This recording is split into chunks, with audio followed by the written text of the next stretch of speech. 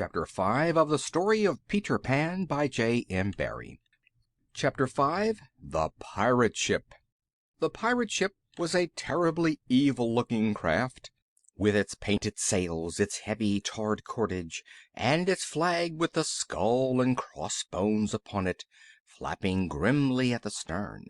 The poor children were at once driven into the dark and dirty hold, while Hook walked the deck, rubbing his hands and chuckling to himself to think that at last he had them in his power.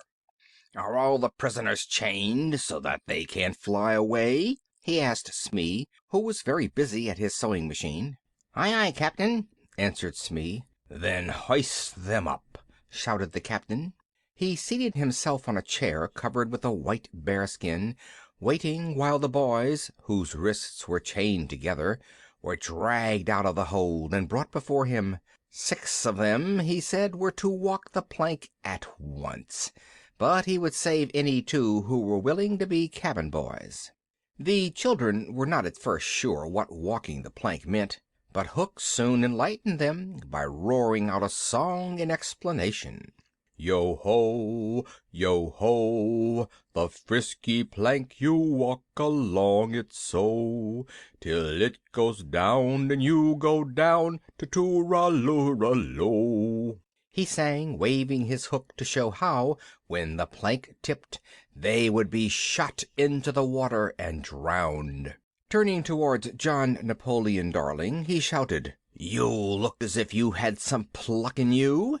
John hesitated. In his schoolboy days he had always thought a pirate's life very attractive, so stepping forward he said, "Will you call me Red-Handed Jack?" The captain laughed with delight, and promised to give him that name if he joined the crew. Then Michael went up to him and slapped him on the shoulder. "What will you call me if I join?" he asked. "Black-bearded Joe," answered the captain, and until another question arose Michael was much pleased. The cabin boys were told that they must of course swear "Down with King George," and to this neither boy would consent. John and Michael were then pushed on one side and told that their doom was sealed, while Hook shouted, "Bring up their mother."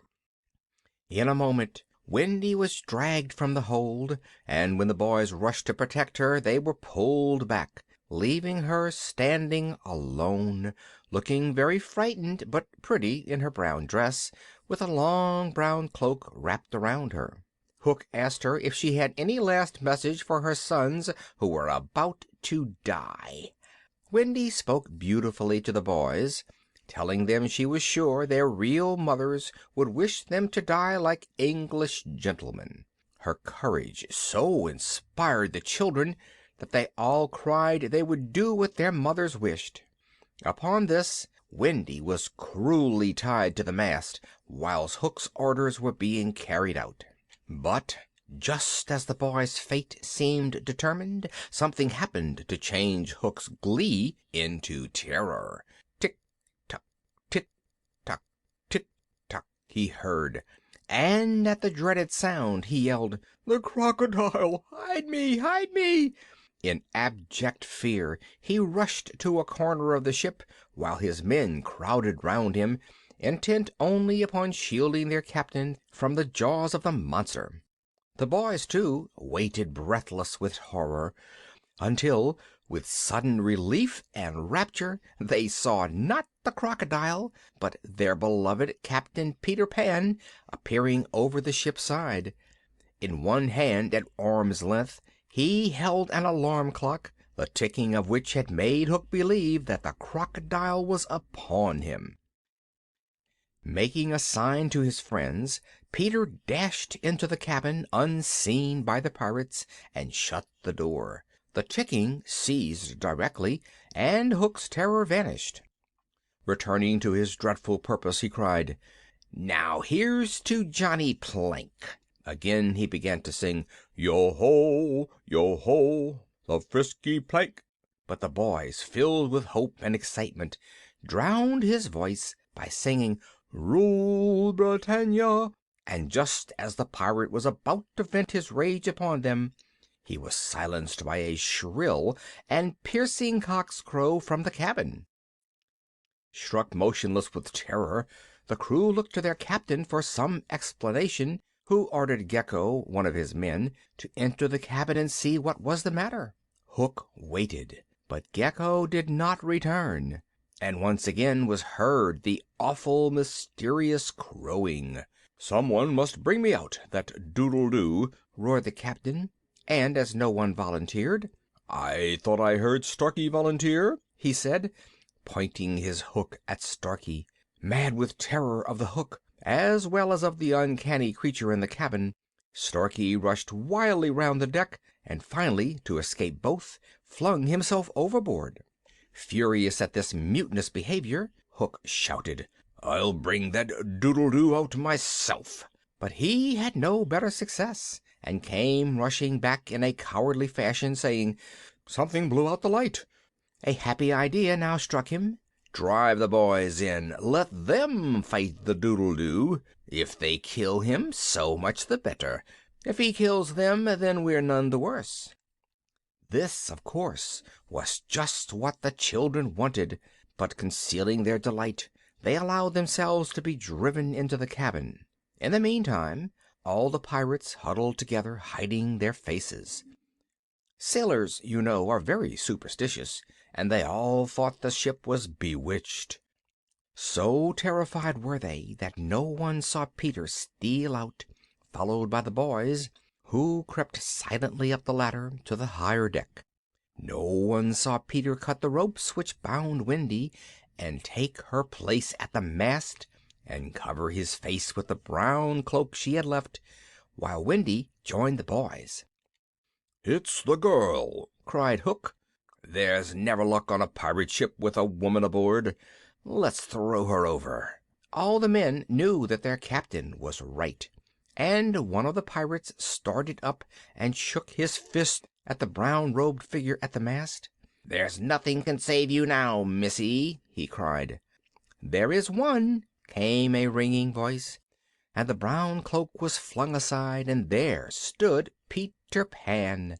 "Down, boys, and at 'em!" he shouted, and with a rush the boys, armed with weapons which Peter had found and given them in the cabin, swarmed down upon the lower deck. The pirates believed that all the boys had been slain by the mysterious doodle-doo, and were panic-stricken as they saw them with swords and daggers. Some of the crew rushed to the bulwarks and leapt overboard. Others with their knives fell upon the boys, while Hook backed into the cabin fighting for his life. "Put up your knives, boys. That man is mine," cried Peter, pointing to Hook. The boys turned their attention to the remaining members of the pirate crew, who were one by one forced into the sea, while the two mortal enemies appeared at the cabin door, closed in deadly combat. Each was determined to kill the other. Step by step, Hook was driven back to the side of the ship. He felt himself weakening. In despair he cried out, "'Tis some fiend fighting me. Who are you, Pan?" "I'm Youth," cried Peter. "I'm a little bird that has broken out of the egg. I'm Youth. I'm Joy." With that he wrenched Hook's sword from him and pushed him into the sea, right into the jaws of the waiting crocodile, who caught him at last. The boys burst into ringing cheers as they and Wendy crowded round their hero, who stood like a conquering Napoleon while the pirate flag was lowered. The fate of the pirates. All the pirates save two, Smee and Starkey, jumped into the sea and were drowned. Smee, the Irish pirate, who was not so wicked as the rest of the crew, managed to swim ashore, and subsequently became a reformed character and a brave sailor in His Majesty's fleet. Starkey, who had never shed blood, but had been guilty of many cruel deeds, was captured by the Redskins and led a miserable life, for Great Big Little White Panther, the Indian chief, compelled him to act as nurse to the papooses of the tribe. A sad come down for a pirate. End of chapter 5.